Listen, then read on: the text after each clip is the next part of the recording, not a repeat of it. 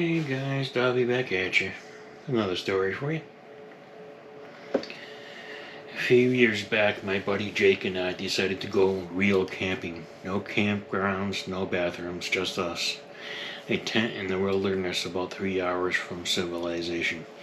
Jake's the type who thinks he's Bear Grylls after watching 2 episodes of survival shows. I'm more of a glamping is fine guy, but I went along for the laughs. We hike in, find a perfect spot by the creek, set up by the tent, which Jake insisted on buying because it was ultralight and indestructible. Night falls, we make a fire, roast some hot dogs, tell dumb stories. Everything's great until around 2 a.m.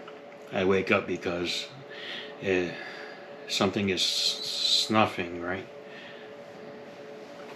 outside the tent, like wet nose pressed against the nylon. Heavy breathing. Jake whispers, "Dude, bear?"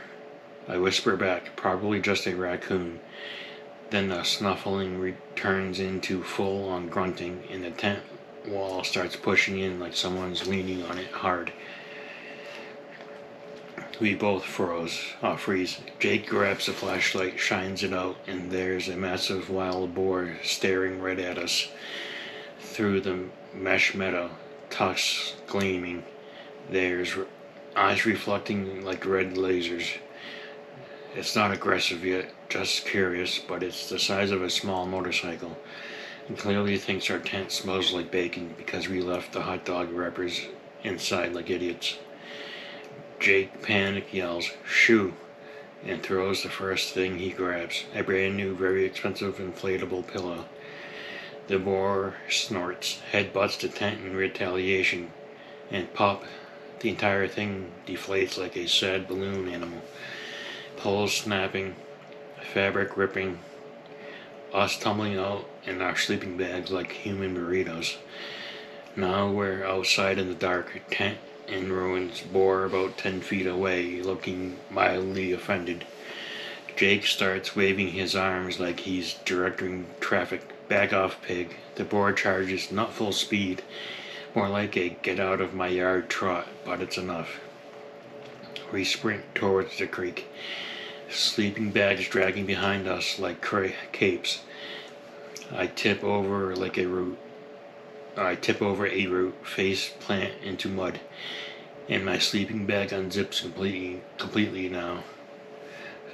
I'm half naked in 40-degree weather, yelling. My ass is freezing. The boar loses interest. Turns out it just wanted the wrapper crumbs. Snorts one last time and trots off into the bushes. We spend the next hour trying to salvage the tent with duct tape in pure denial. It ends up looking like a sad, lopsided igloo made out of trash bags.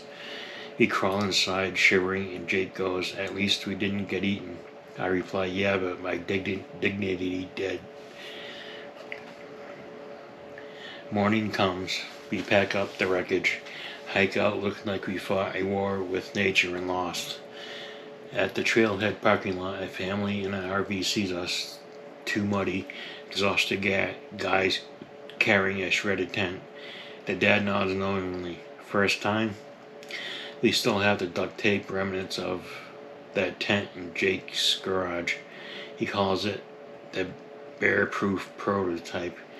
We've never gone real camping again. Now we stick to places with Wi-Fi and regret. Here, moral: if your tent claims to be indestructible, test it against wildlife before trusting your life to it, and always throw away hot dog wrappers before bed. Thanks for listening, guys. Remember to like, subscribe, and share. Thumbs up, thumbs down. I'll see you in the next one. Bye.